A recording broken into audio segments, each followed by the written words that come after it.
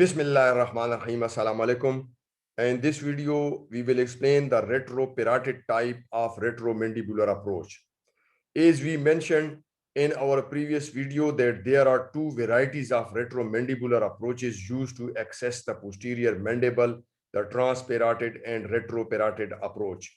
They differ in the placement of incision and anatomic dissection to the mandible, and the retroparotid approach that has the advantage of not dissecting through the parotid gland. The dissection is done behind the parotid gland. An oblique incision is made through the skin and subcutaneous tissue, extending from the mastoid process to the point just below the angle of the mandible. The subcutaneous tissue is undermined, exposing the superficial musculo-eponeurotic system.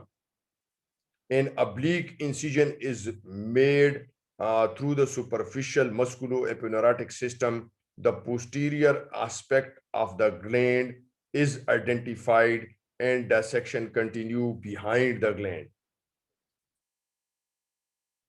The gland is lifted off the masseter muscle and retracted interiorly. Here you can see the parotid gland and masseter muscle.